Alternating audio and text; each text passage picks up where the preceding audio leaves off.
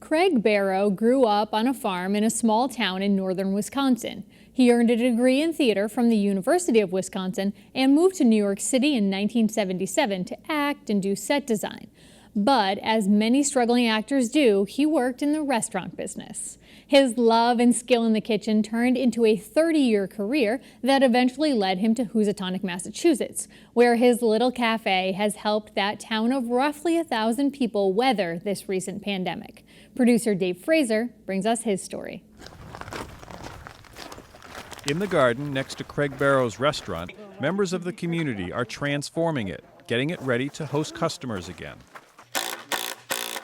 Using reclaimed material, local builder Edward Loring and a few volunteers are constructing a new outdoor courtyard with salvaged stone, wood, vases, and fireplaces. This is an old-fashioned barn raising. Yeah. We'll have a harvest dinner tonight. I got chowder on, roast chicken.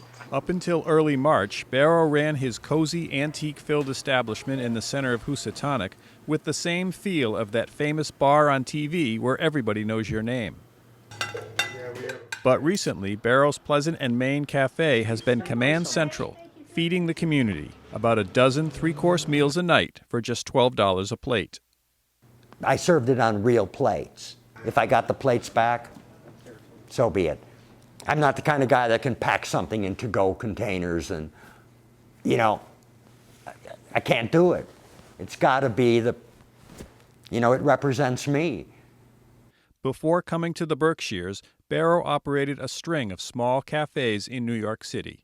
He practiced the farm-to-table movement before it was trendy. He developed a following, and his establishments all had similar feels, reminiscent of your grandmother's living room. So my first little place I opened was a little French cafe and salon where it was literally a little studio. It was called Village Atelier, and I had one harvest table that sat 12 people.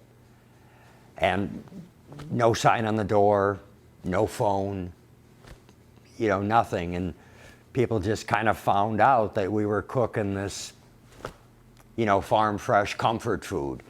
One cafe led to another. He was sourcing his ingredients from farms up north. He was written up in the New York Times.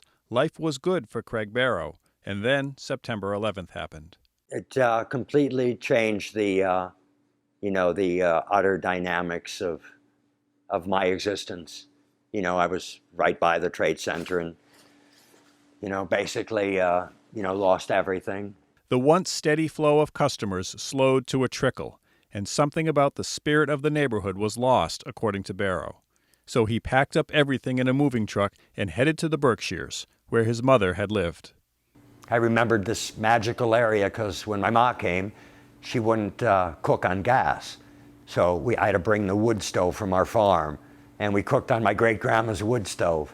And I would go up to the country in the Berkshires in Columbia County, to get firewood. And so I had a vague familiarity with this area. He came upon an empty storefront at the corner of two streets in downtown Housatonic, and he decided to take a chance. It happened to be the old Snyder store that was a fabric of Housatonic for 150 years. One family operated it, and where you're sitting, people came in to pay their phone bill, and Bill Gallup sold penny candy, and, it was for rent. And I said, what the hell? Why don't I try to start a life? I grew up on a farm. Let's go back and let me go back to the basics. And came in here and just started building. Bero's family style is still the fabric of Pleasant and Main, and throughout this pandemic, he has not let the community down. And they, in turn, have shown their appreciation right back. It's amazing. Yeah, he's been cooking for people since this started.